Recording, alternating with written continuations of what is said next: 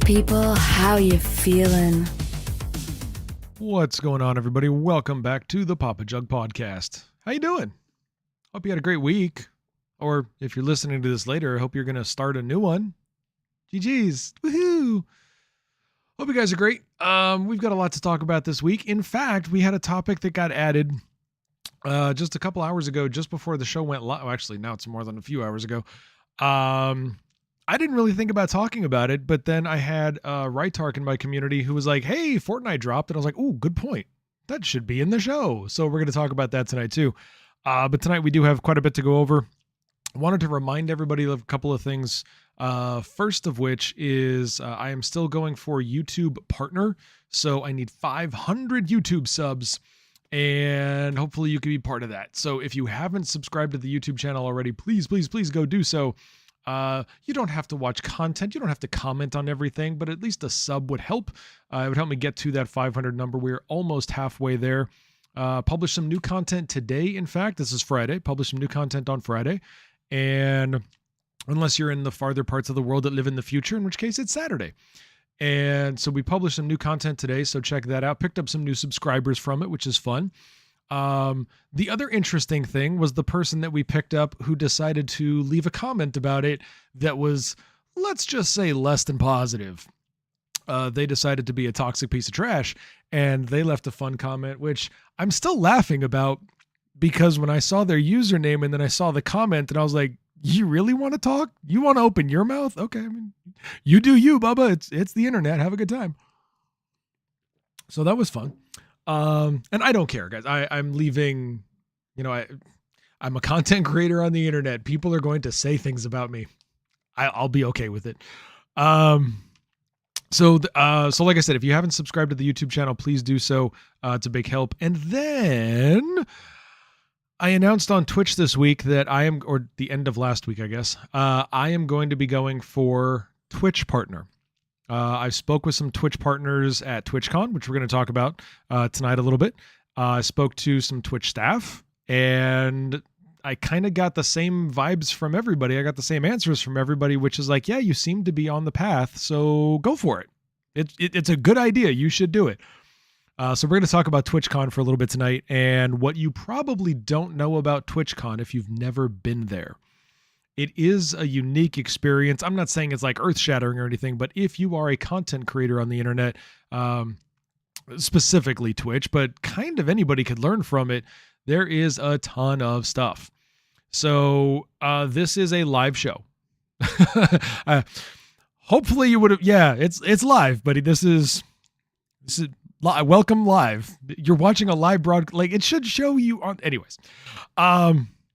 So we're going to be talking about that a little bit, but there is new content. There's going to be fresh content that dropped on Sunday. If you're listening to the audio of this yesterday or whenever you downloaded it, Sunday, there will be new content as well. A little bit of a new short. I am working on a more long form content. It is probably going to be a 3 to 5 minute video based on Star Citizen.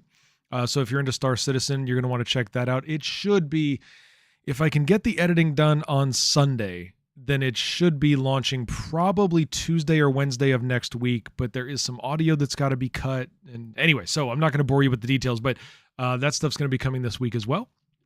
And then, that's right. So also, something that isn't on tonight's agenda, but I do want to talk about it a little bit, is CitizenCon. If you are not a Star Citizen player, but you've heard about Star Citizen, you've probably seen the memes, you've probably heard the rumors, you've probably heard the criticisms. If you've listened to me, you've heard some really cool things about the game. CitizenCon was kind of like eye-watering for everybody that was there. And it would have been nice if I was there, but I was in Las Vegas at TwitchCon. So it's a game changer. And I don't say that about the developer a lot because the developer has a long decade history of promising things that don't show up or don't show up in nearly the time they said they would. It's like, hey, that'll be out in 2016. It's 2023 now. We still don't have that. Those kinds of things. I'm not a fanboy of Cloud Imperium games. So, but I can tell you that CitizenCon, with all of my skepticism, but cautious optimism as well, CitizenCon changed the game. If you have not played Star Citizen and you like either sim games, not The Sims, but like simulator games, space sims, combat games, FPS, MMO, if you are beautiful environment, like if you love a game with a beautiful environment, something you could do virtual photography in, you need to check out Star Citizen.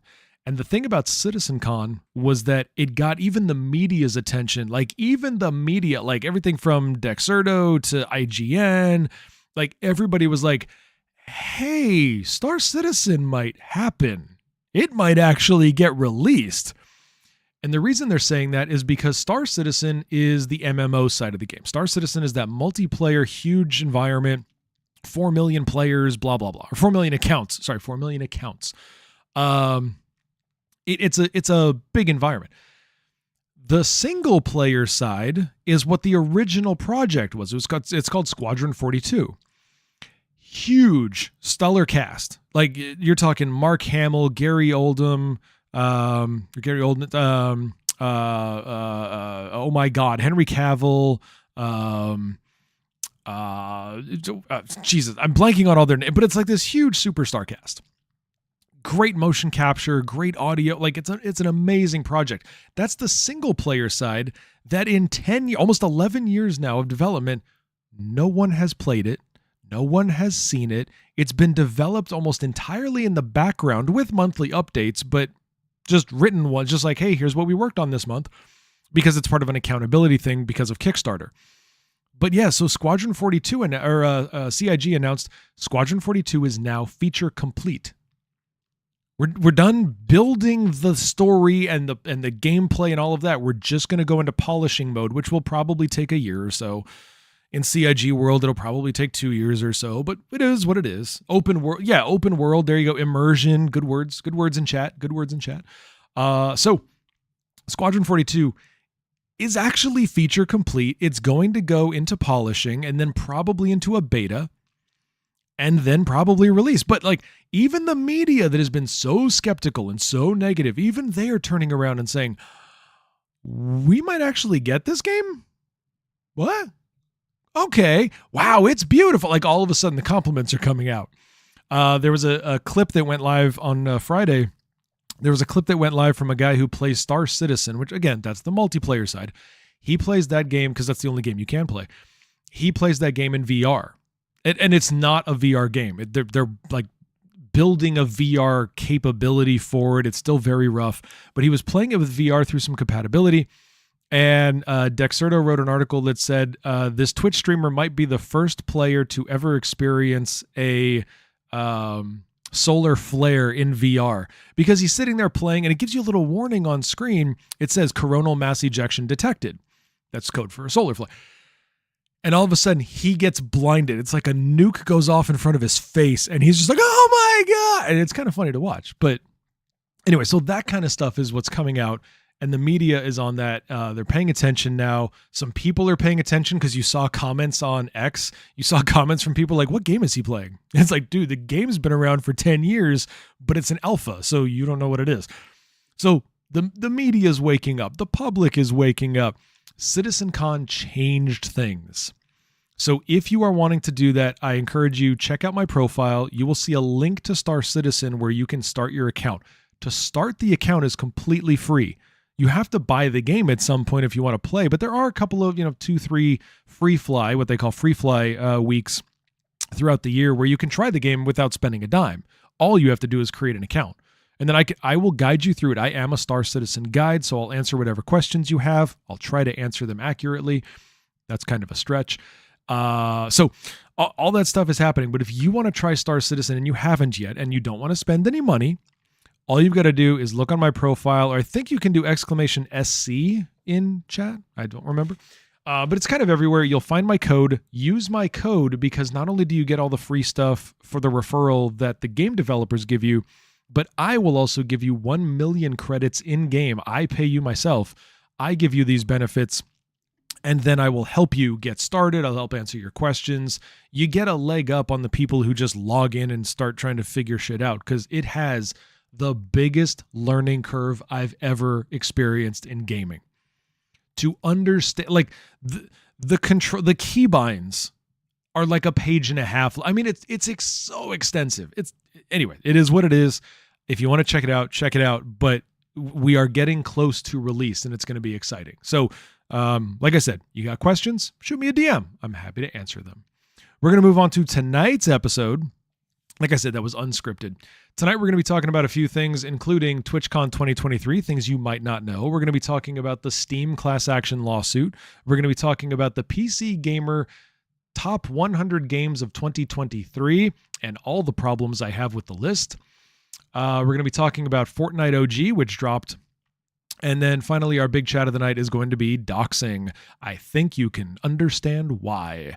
So we're going to be going into those things. So let's roll right into it. And again, I hope everybody is having a great morning or a great day or a great night, because that's what you deserve. So first thing tonight, let's talk about the Steam class action lawsuit. If you haven't heard about this, I'm kind of not sure how, because this has been going on for at least, now almost 3 years. So Steam got sued by a bunch of customers, and also there was a whole, whatever. Steam got sued basically saying that Steam was artificially inflating the price of games and the way that games were priced on their platform. They were forcing an issue. So I want to go into blah, blah, blah, blah, blah. No, hold on. So basically things changed because time went on, and it was no longer Steam, basically being a monopoly and forcing brick and mortar stores, like a GameStop or something, negatively impacting their business because of the power of Steam. But Valve also got sued, and the judge wouldn't allow those cases to be brought together. The judge said that Valve can only be sued individually or through arbitration by customers, individual customers. They can't class action it. But then they were allowed to move forward with a class action case against Steam. Well, that's basically done now. And if you bought a Steam game between 2020 and 2022 or something like that, you can actually go to one of the law firms that did the lawsuit, and you can get a little piece of money. It's not much. It'll be a few bucks, probably less than 100, but you get some money back, because according to the courts, Steam was manipulating the pricing structure of games. They were manipulating how games got sold. They were manipulating the whole gaming environment. It's probably part of the reason that games are going to, on average, AAA titles are going to be $80. It's just, that's the way that things are going. And part of it is because of what Steam did. And again, you couldn't sue Valve, but you could sue Steam. It's weird. So in the original rule, I'm going to read this from an article on Ars Technica. In his original ruling, Judge Kaufnauer, let's go with Kaufnauer, dismissed the studio's claims that Steam's 30% fee, because Steam does take 30% of the gaming fee, the fee to publishers was higher than what the company would take in a more competitive market. So in other words, they were allowed to price gouge. At the time, the judge noted that Steam's fees had remained the same from its launch in 2003, through its alleged market dominance in 2013 and beyond. However, in his new ruling, Judge Kaufnauer was receptive to the argument that Steam's fees relative to the competition have changed during that time. Quote, in those early days, the defendant, Steam, was competing against brick-and-mortar game distributors, but the new complaint makes it clear that defendant did not need market power to charge a fee well above its cost structure, because those brick-and-mortar competitors had a far higher cost structure. So in other words, the judge took a fresh look at the new complaint and said, yeah, Steam was, using its market dominance to artificially inflate the pricing. So bad turns. In the latest ruling, the judge seems receptive to earlier arguments that Valve, which owns Steam, uses its monopoly power and locked-in player base to impose punitive restrictions on publishers that might otherwise decide to avoid Steam. The ruling makes particular note of, quote, a Steam account manager who informed plaintiff, the game developer, that it would, quote, it would delist any games available for sale at a lower price elsewhere, whether or not using Steam keys. The amended suit also alleges that, quote, this experience is not unique to the developer, unquote, which could factor into the developer's proposed class action complaint. So in other words, if Steam found out that you were selling your game cheaper somewhere else, like the Microsoft Store, they would delist you from Steam. They were just being bullies about it. Kind of ridiculous. So, yeah. So that's what's going on. You can look up, and I'll try to put these in the show notes, but there are 3 law firms that were involved in this. They collaborated, but they didn't, they had to press their own cases, but there were 3 law firms that represented in this class action lawsuit. You can go to their websites, fill in your information, and become part of the settlement. It's a fairly easy process, but you do have to have had, I want to see if I can find those dates because I don't think I have them. I'm sorry, but you had to be using Steam from something like 2019 or 2020 to 2022, whatever. It's a thing. You can do it. And like I said, I'll drop those in the show notes, definitely for the audio version, but I'll put them into YouTube as soon as I can because I want to look up those 3 firms again. And I want to make sure you guys get the information that you need. So all of that. Woo, you get $2. Yeah, exactly. So that's what's going on with Steam. If you haven't heard about the class action, you probably qualify if you're a PC gamer because pretty much every PC gamer has or had a Steam account. You probably bought it, and you did have to buy a game. You couldn't just be on Steam. Like you had to have bought a game.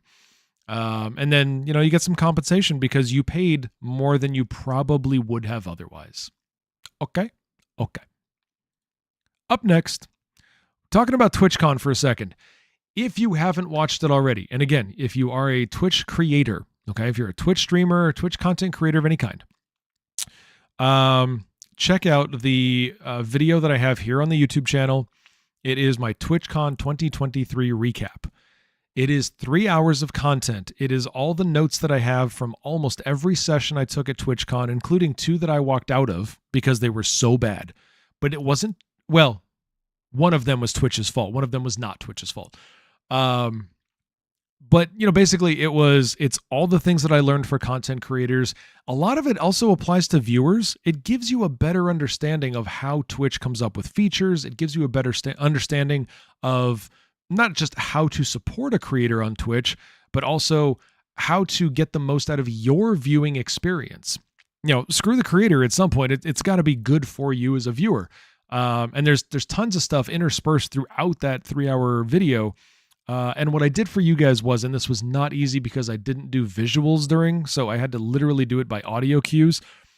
I chaptered the entire video.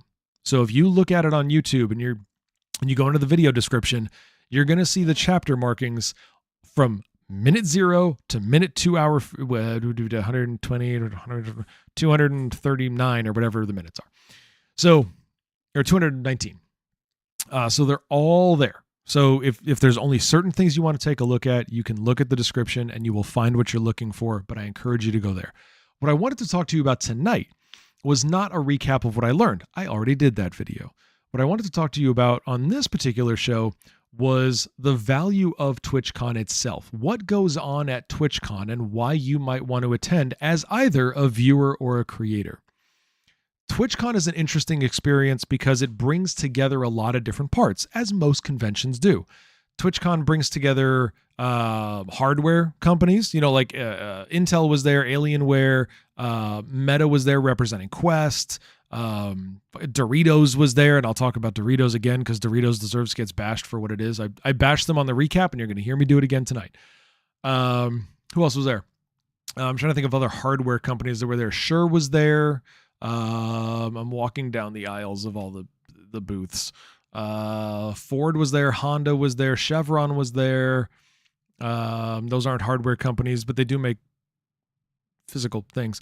So anyway, tons of different companies. Who else was? Sony was there, of course. Sony was there representing InZone. I think it was InZone. So all these different companies, but it also brings together game developers. There were game developers, there that were representing who makes 7 Days to Die? I want to say it's Behavior, but is that right? 7 Days to Die, or is that shit? Whatever. The people for 7 Days to Die were there. They were talking about their new game. So game developers are there, players are there.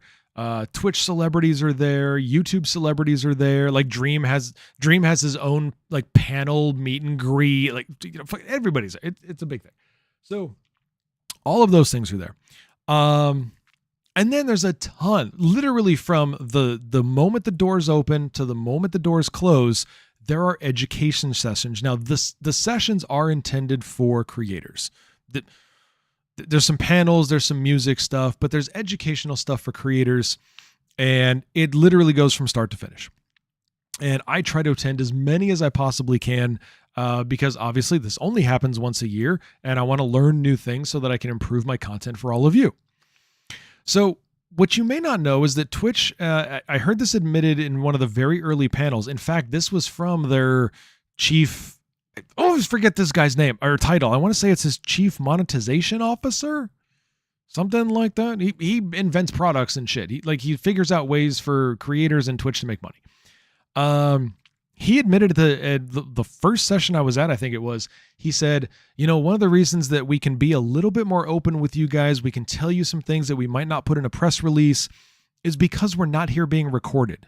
We can talk to you openly because we're trying to share things with you that are relevant to you, but we can't go out and tell the entire world like, hey, you know, we're going to be launching this product or that product. Like, we want your feedback. We want to talk to you guys about it. We want to tell you what's coming up, and then you tell us what you think about it. TwitchCon he was very, very open about it. And that's something you won't get if you're just watching the Twitch blog. That's something you won't get if you're just watching the media, is you're not going to get these little nuggets, because what they talk about in the sessions is not typically what they talk about like during the opening ceremony. Like this year at TwitchCon, the opening ceremony, Dan Clancy came out and he talked about how they're going to allow simulcasting and they've got all these new ideas. That's cool, and that's press release stuff. But in the sessions, you can ask questions. And that was the really, really cool part, was I did ask questions. I asked questions last year. I asked questions this year. I asked the questions that sometimes they wish I didn't. But very conversational, very open. They're blunt. You know, they'll flat out tell you. And the other cool thing is you get to ask Twitch partners. It's not just staff. Most of the panels are populated by Twitch partners. How did they get to where they are? What do they think about where they are? What do they think about Twitch? What do they think about Kick? What do they think about YouTube? What do they think about their old days at Mixer? They go through all of these things and they'll just have these conversations with you. They're really, really cool to meet.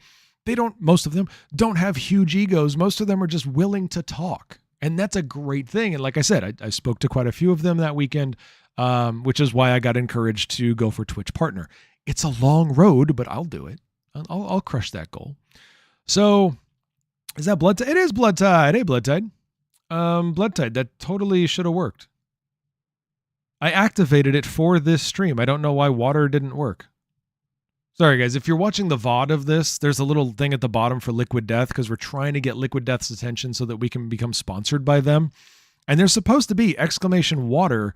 It's activated for the YouTube channel, and it's on. Like I literally tested it before I went live, but whatever. Okay, we'll move on. So TwitchCon offers that. If you are a content creator, TwitchCon offers the ability to have those conversations that you can't have otherwise. Okay, so there's that. The other thing is you get to meet other content creators who aren't Twitch partners. You also get to meet fans. This was the second year that I've been, but this was the first year I really had a chance to meet up with fans, other content creators who were at TwitchCon. And I handed out some really, oh shoot, where'd it go? Hold on.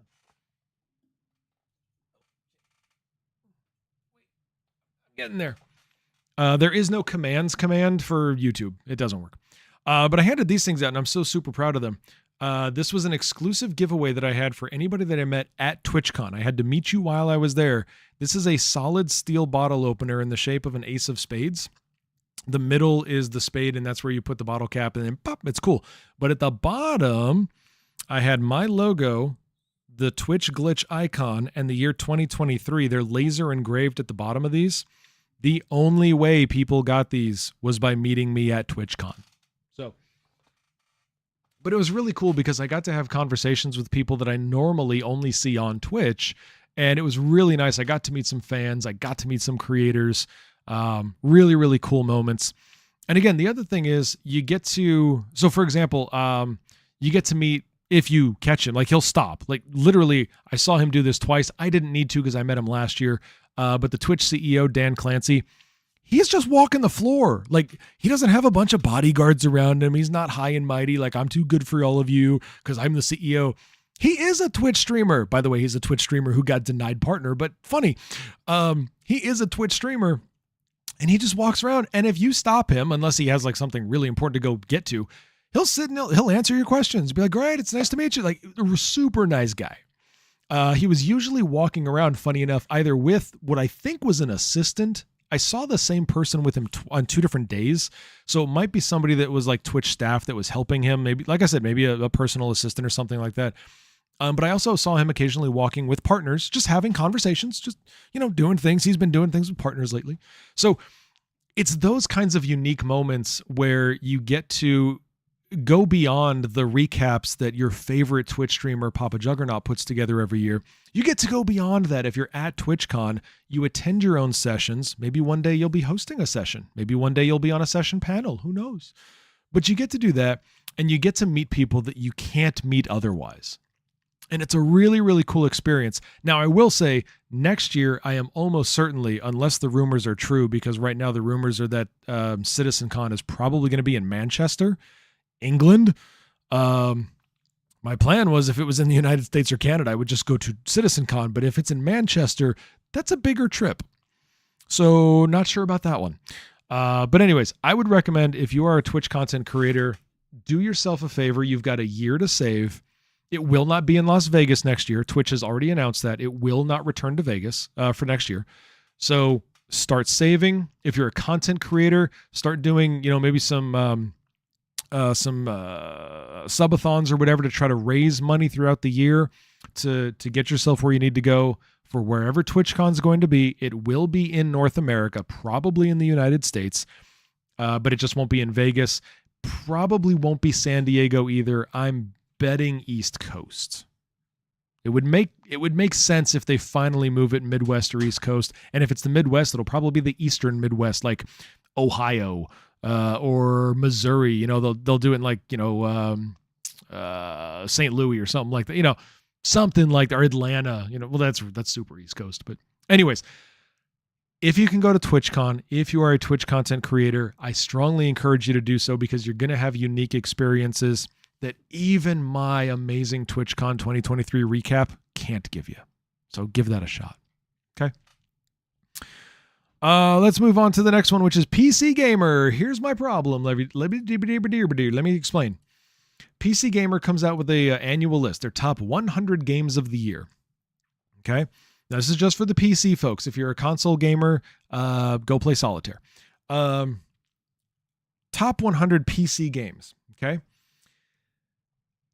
The interesting thing is, it's not the top games from that year. It's the top games you can play that year, which is basically everything. So first of all, I don't see the point. If it's just games I could play, okay, well, that includes Red Dead 1. Like, that's not from this year. That's not even from this decade.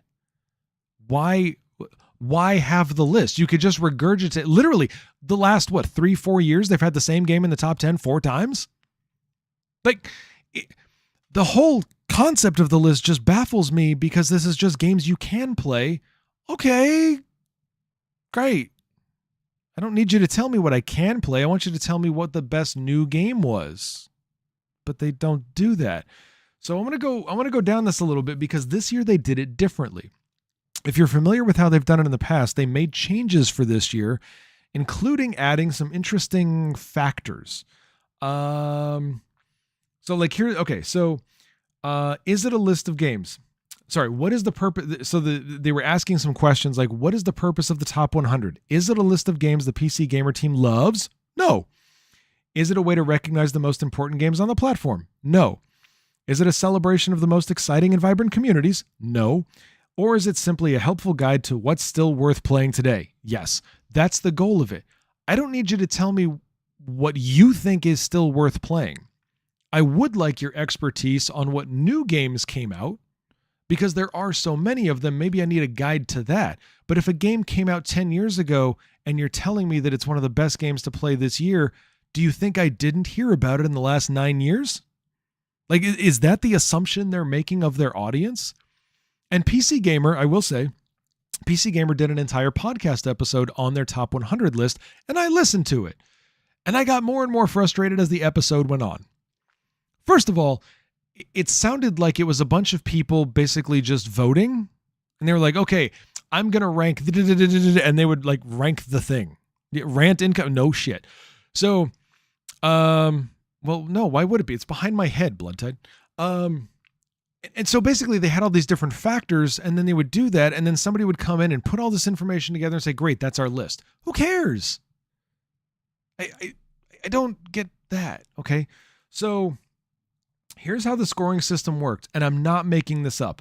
There were 6 levels of the process, okay? 6 different steps.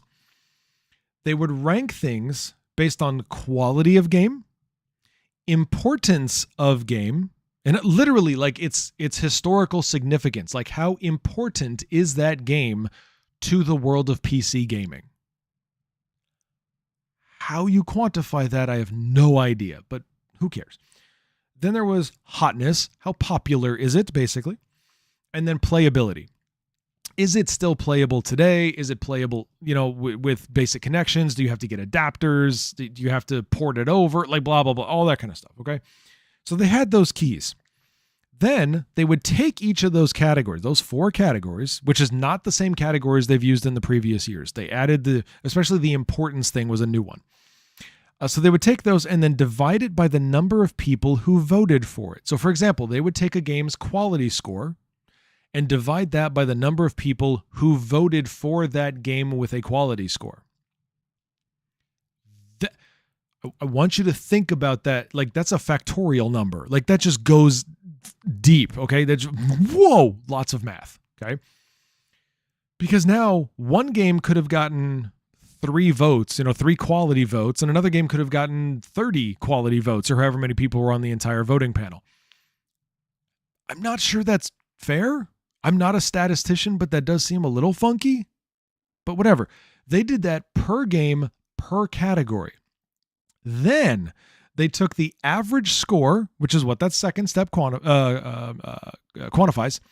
They took that average score, divided it by 100, and multiplied it by 60 if it's the quality category, multiplied it by 15 if it's the importance category, multiplied it by 15 if it's the hotness category, or multiplied it by 10 if it's the playability category. So quite literally, the quality of the game was 60% of the overall score. Why? Again, why? It has nothing to do with, is it a new game? It has nothing to do with how playable. Literally, the playability, the thing that if that score isn't high enough, it's not playable. Literally, that was the least important thing they rated everything on. So it's super high quality game, but I can't play it, but it became number 9 on your list. Like, how is that a top 100 game? That doesn't make, you can't play it, but it's cool. Okay. Awesome. I don't see how that helps anybody, but let's move on. So then they took all those percentages and they put it on the list. Okay. Then they gave it ranks from there, and they would move things around if they wanted to. None of this is right. None of this is logical. It's ridiculous. I have a problem with the whole list. Now let's talk about the top 10, shall we? The top 10 games. Blah, blah, blah. Hold on. I gotta scroll down. They would promote and demote. There we go. So Baldur's Gate 3. Oh, that's right. The other problem with this list. Oh my God. The other problem with this list. The list was calculated before Baldur's Gate 3 came out. Probably the title that will win Game of the Year wasn't out yet because they calculated the best games of 2023 in July. Half the year wasn't done yet. how is this possibly the list of the best games to play in 2023 when all of the games in the last half of the year were not included? So what they did was they said, we're giving, and I quote, special mention to Baldur's Gate 3. Okay, so A, your list is ridiculous. B, your list was completed before the year ended.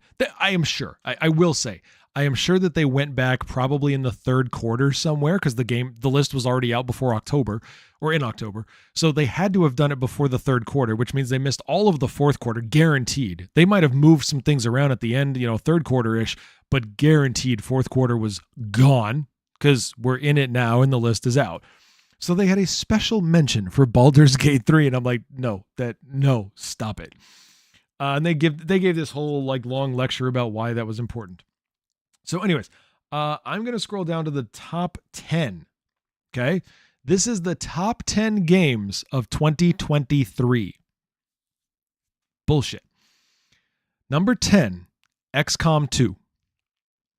XCOM 2 came out 7 years ago, but it's the number 10 best game of this year.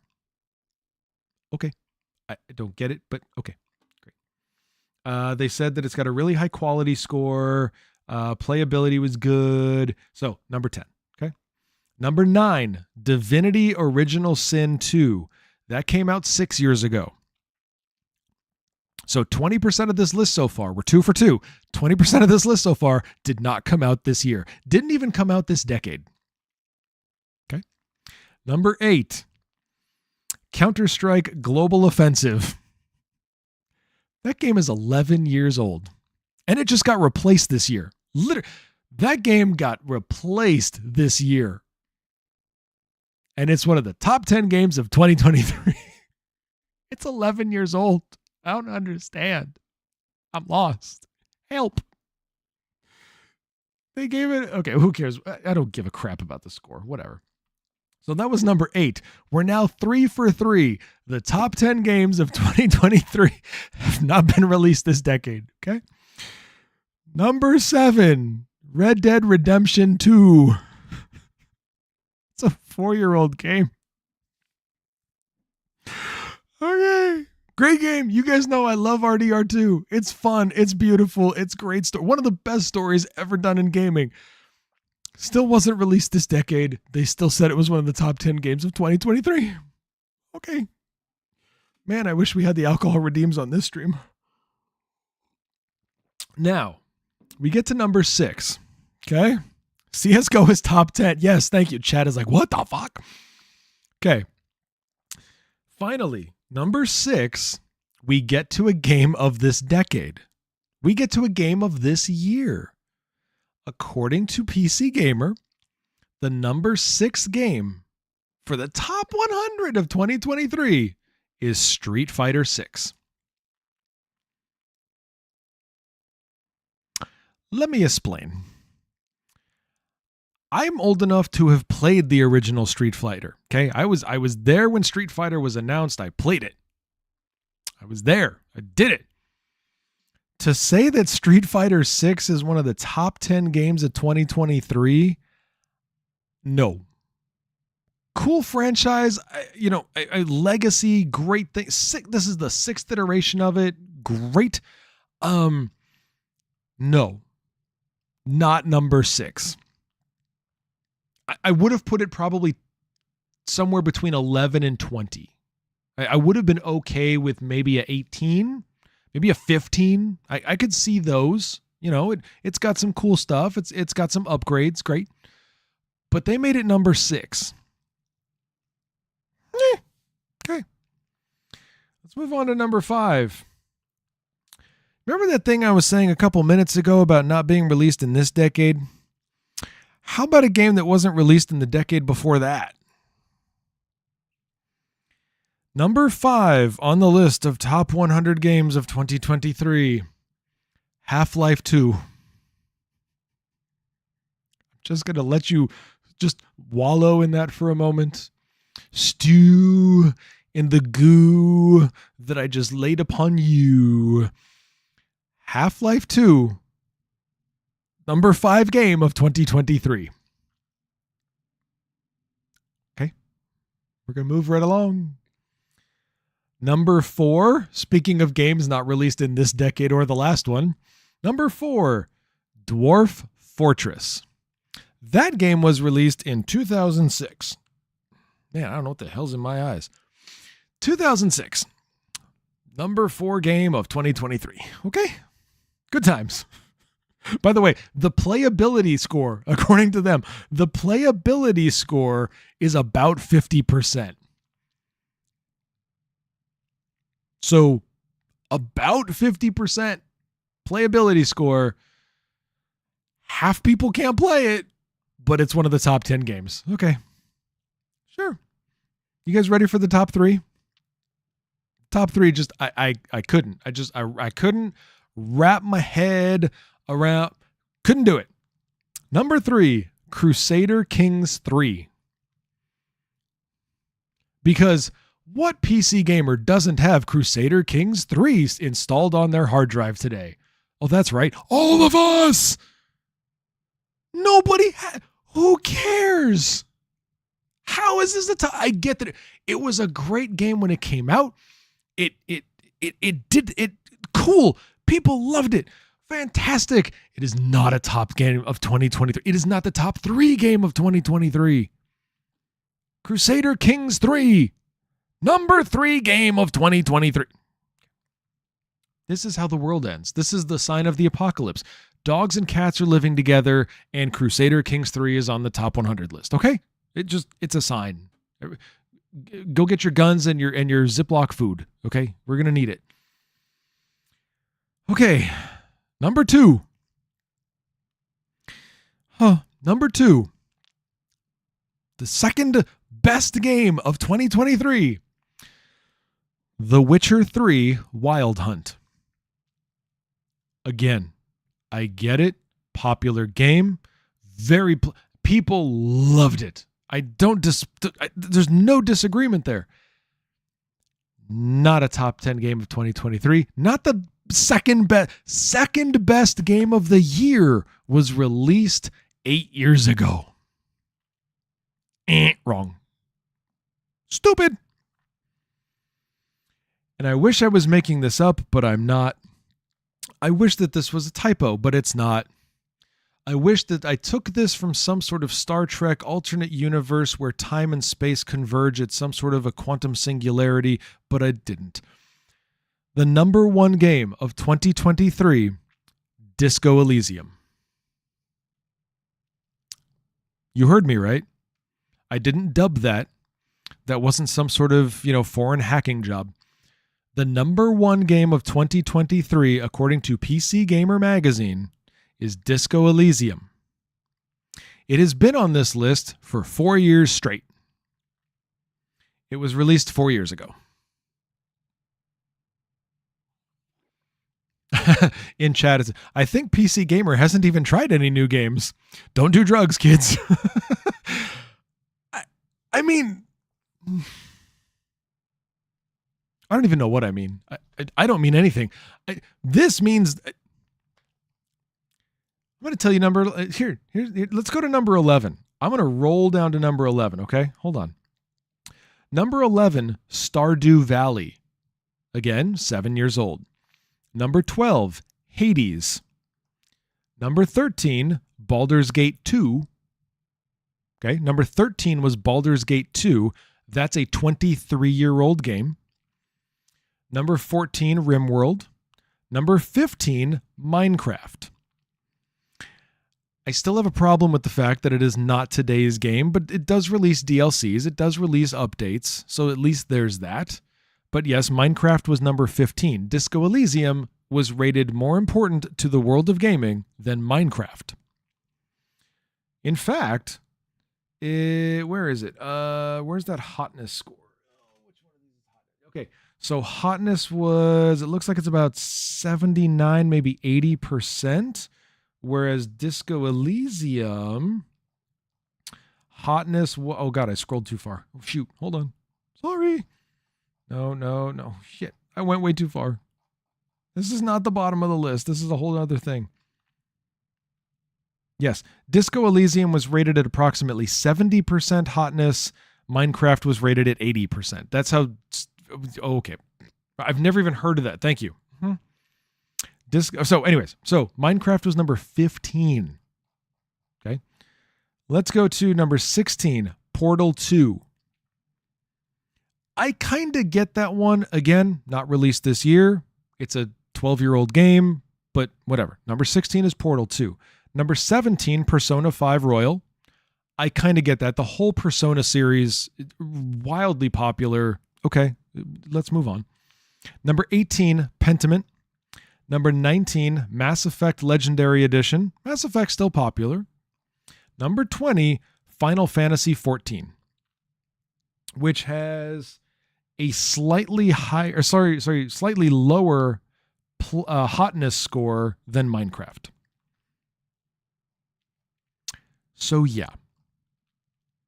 Star Wars Knights of the Old Republic 2 made it to number 22. Elden Ring was 23. So, yeah. Crusader Kings was ranked 20 positions higher than Elden Ring. Enjoy that one. Fallout New Vegas was 25.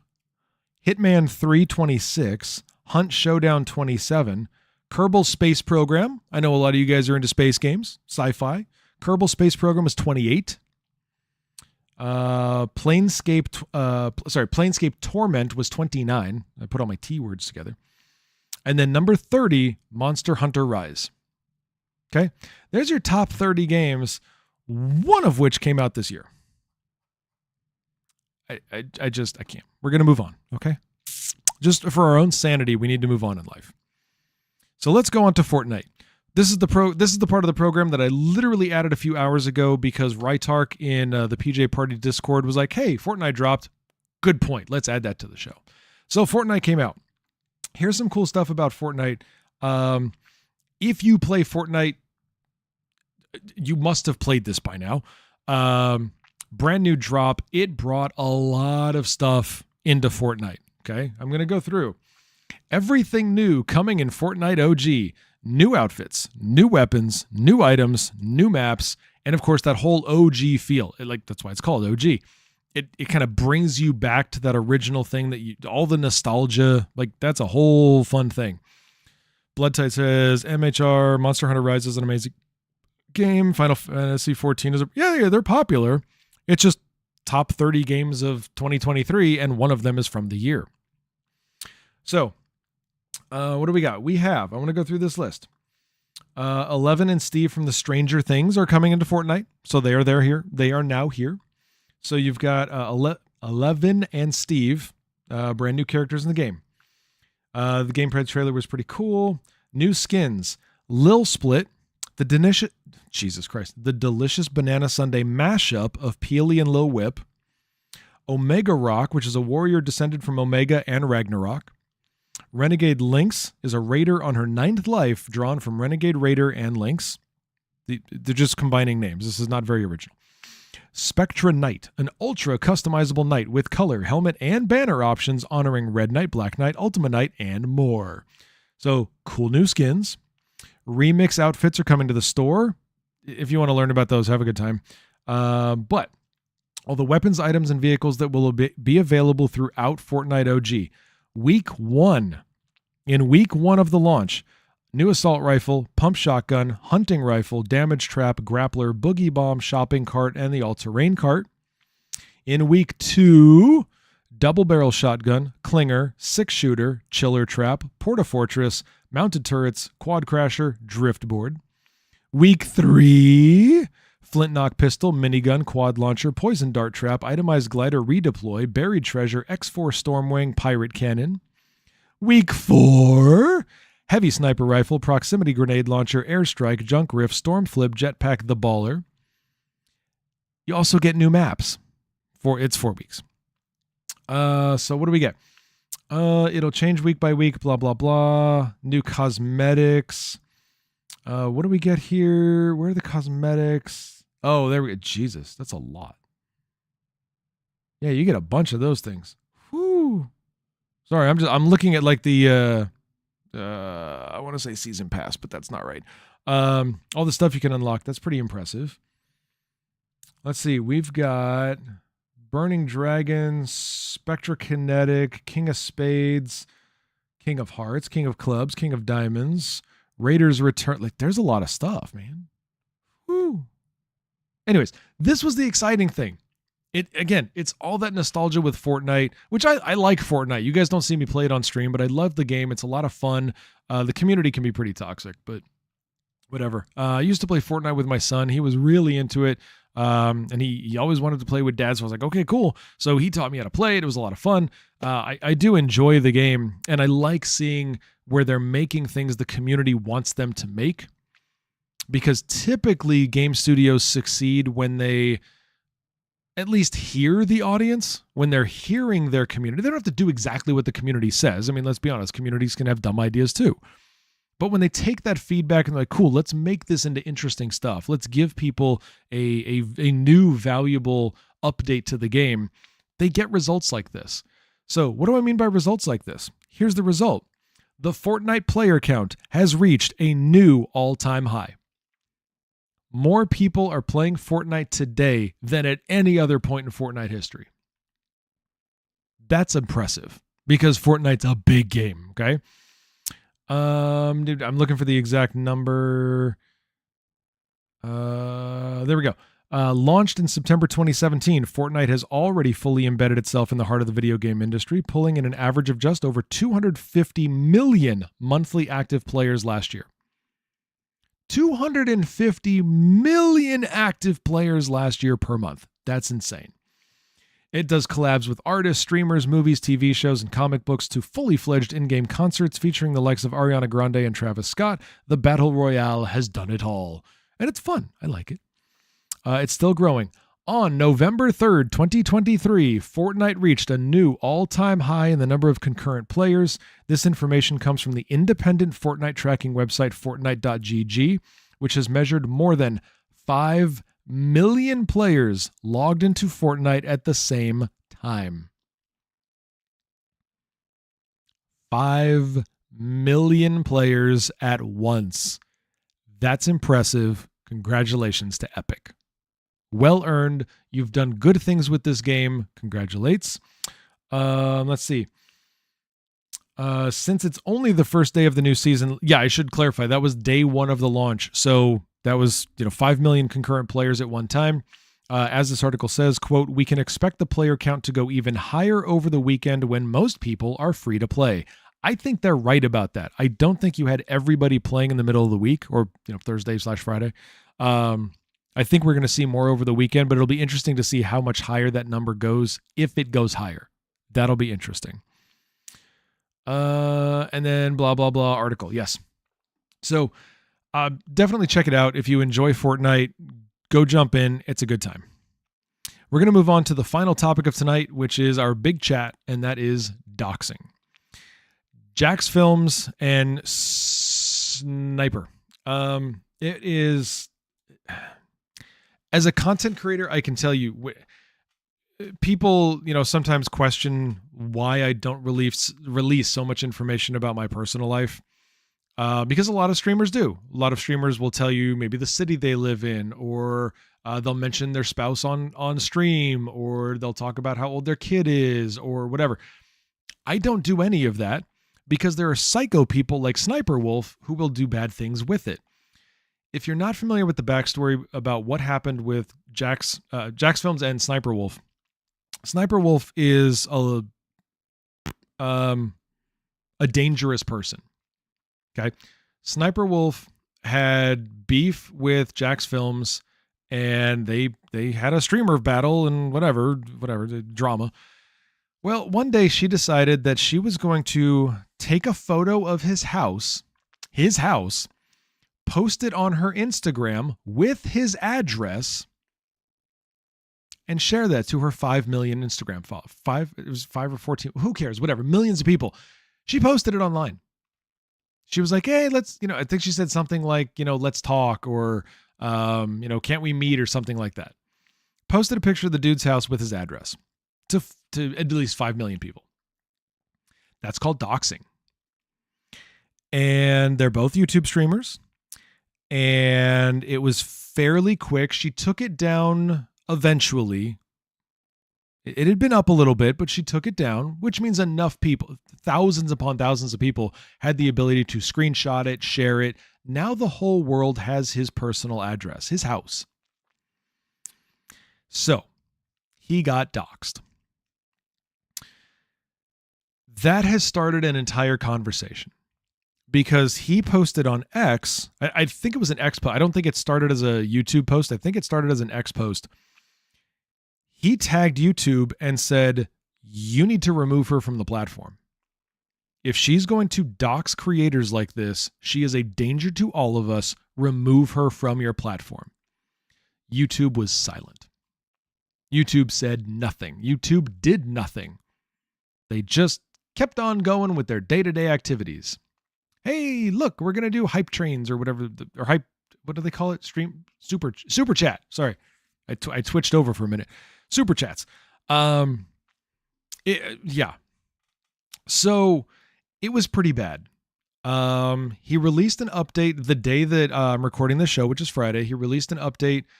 He said that he and his wife are okay, or his significant, I think they're married. Yeah, they're married. He said, he and his partner are okay, but they are afraid to leave their house because they don't know who's maybe waiting in their neighborhood. And they're considering moving. That sucks. Okay. As a content creator, that sucks. I don't tell people where I work. I don't tell people where my wife works. I don't tell people where my kid goes to school because no. It would be a very bad day for someone else if they decided to dox me.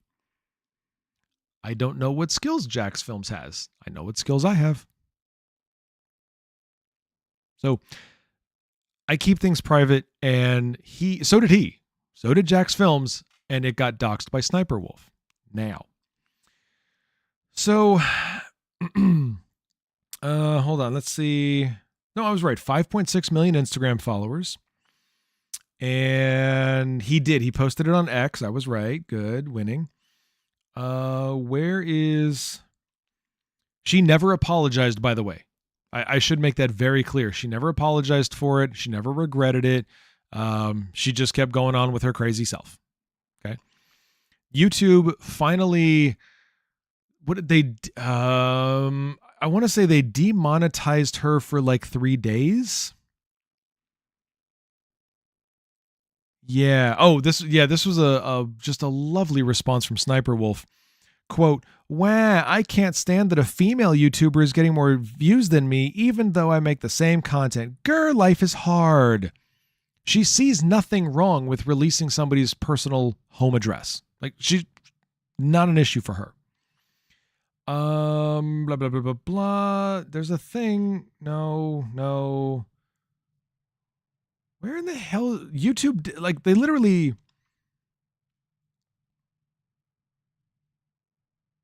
Where is it? There it is. Okay. So on October 20th, YouTube responded to JJJacksFilms on Twitter, X, whatever, confirming that her channel had received a temporary monetization suspension. Okay. Quote, I will read YouTube's response. Confirming Sniper Wolf has received a temporary monetization per creator responsibility policies. Off-platform actions that put others' personal safety at risk, harm our community and the behavior on both sides isn't what we want on YouTube. Hoping everyone helps move this. I think it says forward. Sorry, I was reading a clip of it. Moving this convo to a better place. They literally criticized the victim while giving a slap on the wrist to the perpetrator. She doxed somebody to 5 million people, and YouTube said you're both wrong. How? Okay. They did what they did. So, let's see. Okay. She finally said, "Let me start by saying I'm sorry for my recent actions. You can guess based on my previous statement how much I believed what she writes.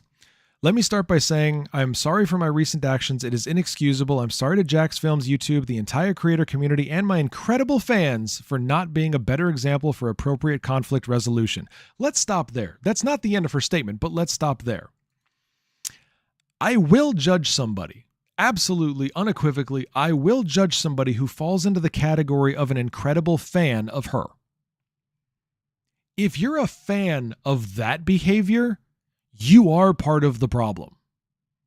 If you're fine with somebody risking the life, and when you are a celebrity at that level, when you have millions of followers, you don't know how many of them are mentally unstable and are a threat to you. If you're accepting, if you're cool with somebody who says, I'm going to expose you to those people, I'm going to expose your family to those people, and they get to come find you, and not just your fans, but also my fans that hate you, I'm going to send them your home address. If you're cool with that behavior, you're part of the problem. Because that means that you're saying, I don't care how terrible of a human you are. I don't care how dangerous you are. I think you're entertaining. Next show, please. That's stupid. That's fucking garbage. I'll read the rest. And my incredible fans for not being a better example for appropriate conflict resolution.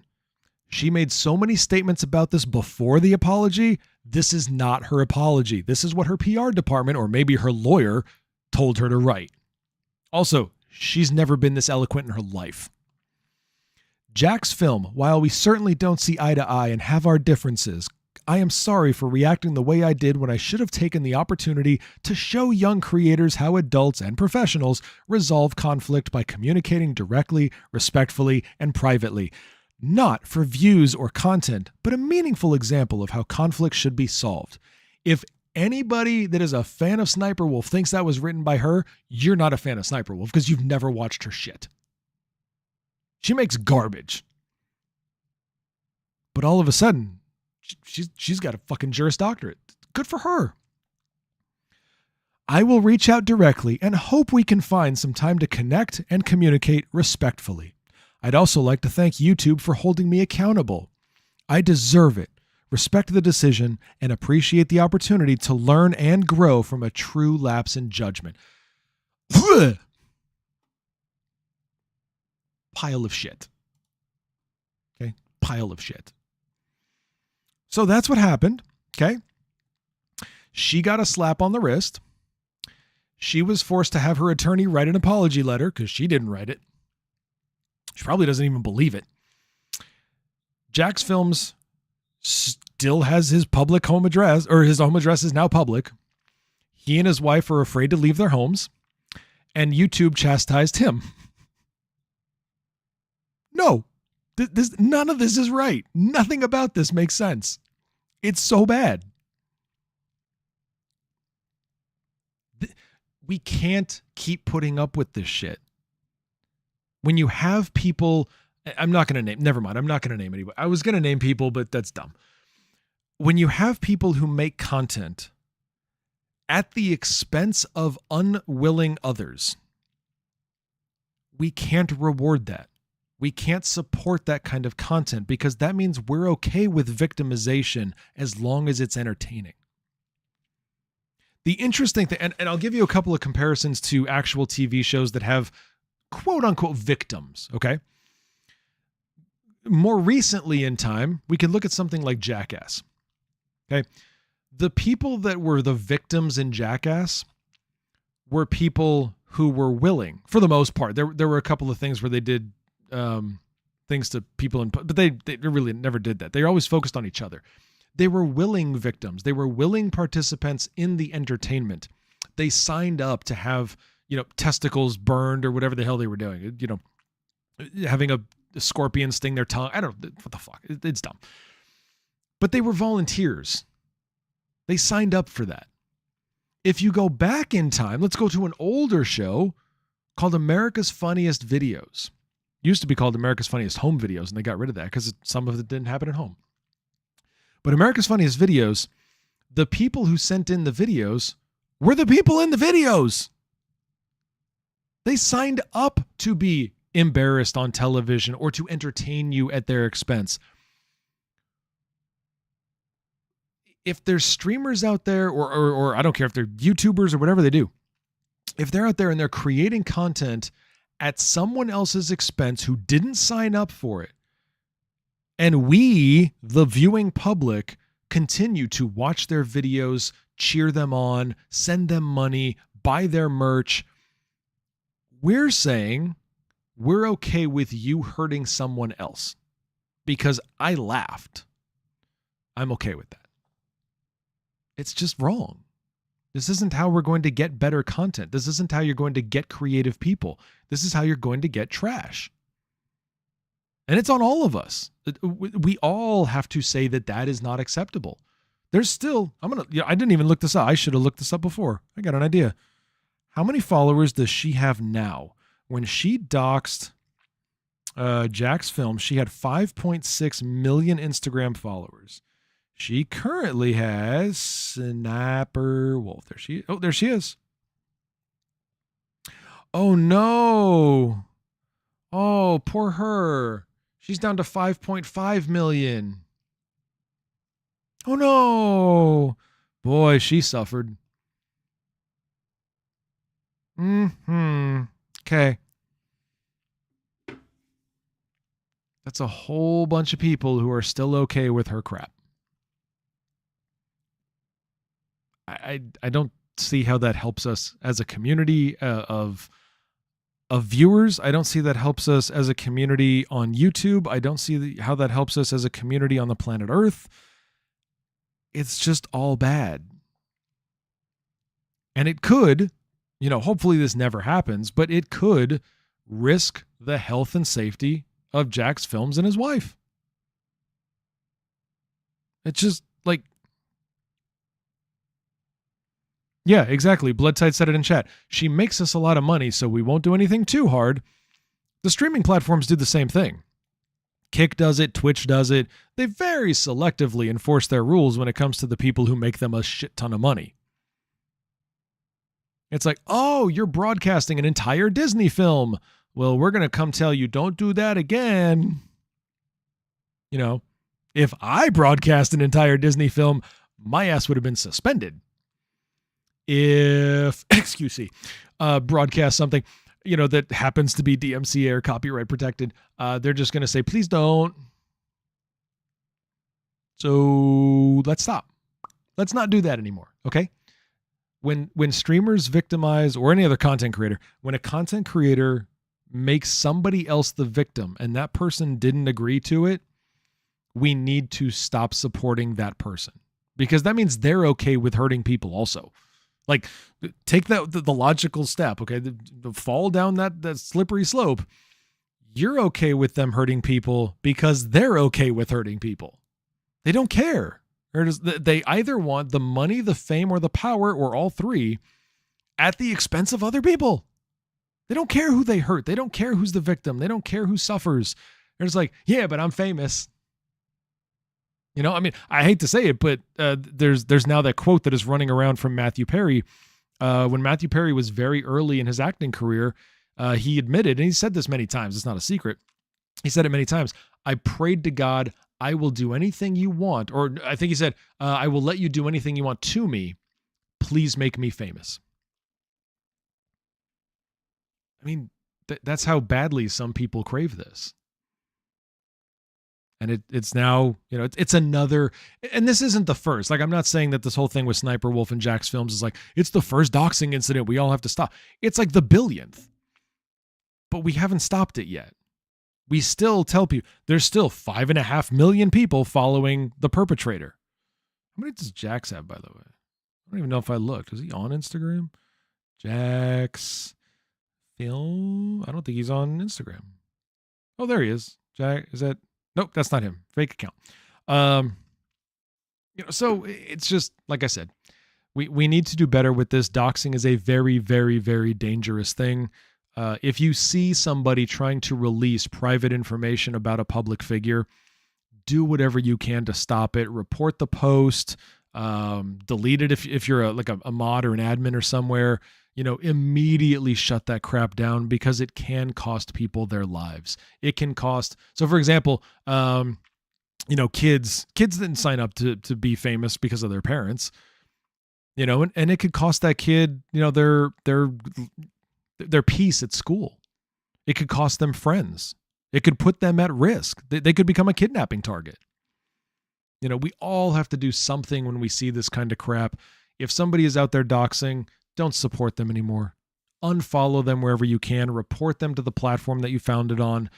Do all that kind of stuff, because the more we say we're okay with this, the more dangerous it gets. And that's what we need to be very, very cautious of, because, again, if we're okay with doing that to somebody else, that doesn't say a lot for us I'll leave it at community level, but it's just a bad thing. So that's where we're going to leave it tonight, everybody, or tomorrow, or daytime, or morning, or whatever time you're listening to this.